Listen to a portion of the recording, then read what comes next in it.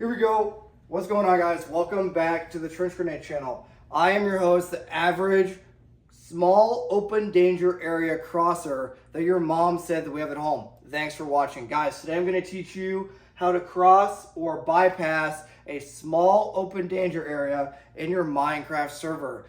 It has become apparent to me that most of you guys are not operating as a Minuteman platoon, but most of you are operating as a Minuteman squad. So today's video and tomorrow's video are both going to be focused on the squad level and how to cross or bypass a small open danger area or a large open danger area. The days following that will be the LPVO suck video, and the day following that will be the shotgun 101. And then we will begin back into more battle drills. Guys, the purpose of the video is to keep you alive in your Minecraft server, okay? Before I get too far along, real quick, like the video if you enjoy the content, and if you want to support the content, as I will not be bought out or paid for by any large sponsors on this channel anymore, to avoid this channel ever becoming nuked like some other channels you might know. So it will only be Patreon supported, so thank you to my Patreon members. It's only $5 a month that gets you access to a Discord server where you can stay up late, find buddies to train with and game with in your area, okay? All right, with that being said, the drink for the video is water, as I absolutely did just crush a quad-focused leg day, mainly squats to failure. If you want to see that workout, I got most of it posted over on Instagram right now. The emoji for the video is going to be rain, okay, because it's a freaking hurricane outside, and that's why I'm able to film this video for you today. The gun for the video is going to be this absolute FUD shotgun, this Shockwave. It is chambered up with 12 gauge buckshot, and the purpose of this shotgun is to tell you, guys, if you're a FUD for one of the reasons I listed in yesterday's video, that's okay. The purpose of that video was so that you could either A, get better, or B, see people's reaction in the comment section based on their very, very, very thin skin. So if you were offended by yesterday's video, I need you to grow up and take a little bit of constructive criticism and maybe take one of those lessons from the board and just apply it. Not everyone's going to be perfect overnight. Okay, guys? All right, without further ado, let's get into this very FUD-filled class. All right, guys. So what you have down here, and yes, I am messing with the lighting a little bit to hopefully leave it so the camera will focus more on the whiteboard and less on me. That way you guys can actually see what's going on, but that way you can still see the instructor so I can still articulate what's going on. Okay, what you guys can see down here, if you can see around this very FUD but fun-filled Mossberg Shockwave, is a squad column fire team wedge. As I will very briefly tell you about what this formation's purpose is, the purpose of this formation is so that every member of the squad can engage 360-degree security, but that way the squad can still maneuver in a relatively quick manner, and that way the squad leader can see both as Alpha Team Leader and Bravo Team Leader. The Alpha Team Leader and Bravo Team Leader are fixed positions, and the squad leader is in an unfixed position. That means they can go anywhere in the formation that they want to go. The direction of travel is going to be like this, okay? Now, for this situation, they are going to be in a traveling Overwatch scenario. What that means is they're simply patrolling, okay? Once the Alpha Team Leader identifies that he has a small open danger area, the Alpha Team Leader is going to immediately call a halt and LDA, because he doesn't exactly know what's going on. He doesn't know if it's a linear danger area or a large open danger area or a small open danger area. So to let every member of the squad know that something is going on, they are simply going to pass back the hand and arm signal for linear danger area, okay, with their non-firing hand. What that means is every member of the squad will get on a knee where they are, halt, they'll get down on a knee, and they'll pass back the hand and arm signal for linear danger area. Now, to tell you how to freaking bypass or actually maneuver around this small open danger area, we have to define it. So some things at a small open danger area that you might see every day is like a park or a football field would be about the extent of a small open danger area. Remember, tomorrow I'm going to teach you how to clear a large open danger area. Think about somebody's backyard. Think about a small valley, maybe a depression between two hills, okay, but it's like a clearing, something that's relatively small, okay. I would say 100 to 200 meters is a good rule of thumb, but tomorrow you'll understand when I tell you about a large open danger area. Large open danger area is a completely different battle drill, and there's a completely different method to cross or bypass a large open danger area. Think about a large open danger area as something like an airfield or something like that. That's always a good example that I use. It's like an airfield, okay, or an airport. That would be an example of a large open danger area, okay, or a desert. All right, that would be another good example. Now, in this particular case, we have all this green that you see around here is a wood line, okay? And everything in red is the clearing. We'll just say it's a nice fancy little park. So, first thing that's gonna happen after you conduct your halt, your linear danger area, hand and arm signal, pass back through the formation, that you're then gonna conduct SEALs. SEAL stands for stop, look, listen, smell. I have multiple videos over it. Go watch literally any other video and I describe exactly what SEALs is, but you're stop, look, listening, and smelling for anything that might be going on in the small open danger area or around it. Okay, now the enemy may want to use this clearing as an ambush point or as a choke point on either the left or right side, or I should say the east or the west side of this clearing. So keep that in mind as you're trying to cross or bypass this. Let's say the Alpha Team Leader does not hear or see anything that would be suspicious. At this point, the squad leader is going to move up to the Alpha Team Leader, okay? And they may grab an additional rifleman and they're going to conduct a recon of the small open danger area. They can either do the direct approach where they just go straight up to the clearing, but why might that not be effective? Correct, because they might just get smoked moving right up to the clearing, okay? So they can either go directly up to the clearing to conduct a recon of how large it is or what exactly they're working with, or they can cloverleaf, okay, around the area until they determine exactly what they're working with. Once the squad leader and the Alpha Team Leader determine what they're working with, they can then decide on a course of action, okay? Some courses of action will include, but are not limited to, they can blow through it. By blow through it means they can just simply walk through it. Now, I want you guys to just use your imagination on what's going to happen to a rifle squad in a small open danger area if even one enemy rifleman starts shooting at them. Yeah, they're all going to die in their Minecraft server, okay? So, if they choose to blow through it, just expect that you'll probably all die. Okay, so let's just cross that out. Let's try not to blow through the small open danger area. And if you ever received a no-go on a patrol by your squad leader or platoon sergeant, post down below in the comments. I enjoy reading your comments, even though some of you get very, very upset at the slightest verbal assault. And I think it's funny, but whatever. Get thicker skin. Okay, so we're going to try not to blow through the small open danger area because that's probably going to lead to our inevitable demise. We can contour the open danger area. What that means, we're simply going to start right here and try to stay as close to the open danger area, the small open danger area as possible. But what are some reasons why we might not want to contour? And I'll just draw like an example. Okay, just imagine we're kind of staying close to the edge so we don't get lost. Okay, what are some reasons why we might not want to do that? If you've ever played video games like Tarkov or any sort of somewhat realistic shooter game, if you contour any sort of open danger area, the enemy is just going to see you and kill you. So you want to avoid contouring. Now, obviously, blowing through would be the quickest. Contour would be the next quickest, okay?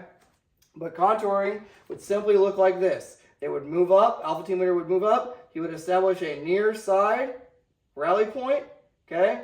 He would simply identify an object on the other side, such as this very conveniently placed house on the exact same azimuth, a 0-degree azimuth. If you don't know what an azimuth is and you want a land navigation class, post down below. Say, Trench, I don't know how to navigate the land. We live on land. We're mammals. I might want to know how to read a map, use a compass and a protractor, understand the declination diagram on my map, understand exactly how to shoot an azimuth, how to pull an azimuth off of a map, how to use a protractor. If you want a land navigation class, post in the comments below and consider becoming a member of the Patreon channel, as it is the only source of funding for the channel.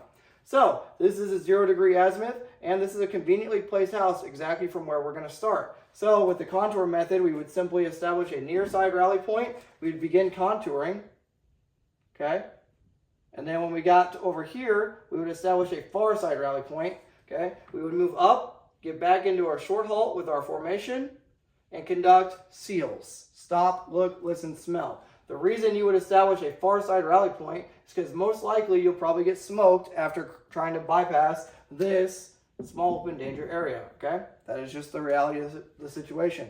Now, it's important to note, before you can do anything, with this small open danger area, you want to radio your next higher echelon of command, because most likely you will die either trying to bypass, blow through, or box method around this. So if you don't radio your commander to tell them what you're about to do, you're probably going to die, so you might want to let them know before you do it. Does that kind of make sense? Okay, so that is the contour method. Now I want to talk you through, that is the second most least preferred method, but it is the second most hasty method. All right, this will be on the test, so hopefully you all have your notebook out. Reminder to leave your comment, your rain emoji, because it is raining a freaking hurricane outside right now. And yeah, hopefully we don't lose power, but if we do, I will simply leave the camera on, I'll go light a candle, and you will receive this block of instruction, even if I have to do it with a freaking candle lit here. Okay, so we've discussed blowing through, contour. Now we're going to talk about the detour or box method. Now, detour box method is going to be the most preferred and safest option. Now, with that being said, the steps will be very similar, but I want to recite them again so that way if you're taking notes, you can write down the most preferred method. You're simply going to halt, LDA, SEALs, SEALs complete, Alpha team leader and squad leader move up. They either do their clover leaf or they move straight to the center, which is the least preferred. They decide what's going on and the best course of action. They establish a near side rally point. What that looks like is rally, point, and you point at it. So rally, point. That's the near side. Everyone in the squad will do that. Rally, point, okay? So everyone knows if we freaking get lit up in our Minecraft server, we're going to run back to this spot and defend the Alamo. Okay, this will be the Alamo. Now, after we've done our recon, we have our near side. We're going to move back. The Alpha team leader is going to shoot an azimuth straight to where he wants to end up. Okay, so he wants to end up at this 0 degree azimuth. Then it's going to be very simple. Based on, I'll draw it like this. Based on how wide this small open danger area is, let's say for layman's terms, it's simply 200 meters long, because we use either some sort of GPS or device, okay, to detect, or we just use range estimation. If you want a range estimation class, post down below. Wow, there's a lot of classes out there. Correct. Let's say it's 100 meters wide, 200 meters long. So a lot of you guys can pretty much use your deductive reasoning on what we're going to do. We are simply we're going to start, if this is 100 meters, we're going to move 50 meters left. Okay? And if it's 200 meters long, you'll go 200 meters up, plus a little bit, okay? So more like 240, because you won't want to end up right here. Does that make sense? Because if we go just 200 meters up, you'll end up still in the clearing. Because you're not going to be able to see the clearing. That's a key note that you want to write down. You do not want to be able to see the clearing, and the only guy that would be able to see the clearing would be this little rifleman right here on the very flanks. Okay? So it's very important that you range estimate appropriately or get a good estimate before you begin this maneuver.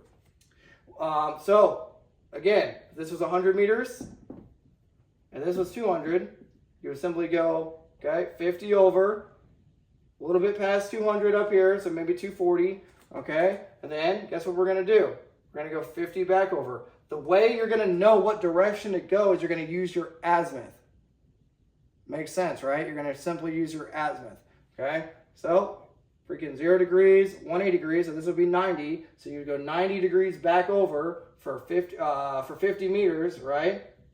And for this, it would just be the opposite. Don't do math in public, but I think you guys get the freaking the gist, right? All right. So over, up, over 90 degrees, we end up back here, right here. The whole formation's right here. All you're going to do at that point is establish a far side rally point. Okay. What that's doing is, because you're about to conduct a halt and a SEALs, a stop, look, listen, smell. But if as you get to right here, you want to establish a far side rally point. So if we take contact from up here, okay, we can get back over here to the near side. But if we continue to maneuver up here and we take contact, we can go back to the far side rally point. Does that kind of make sense? All right.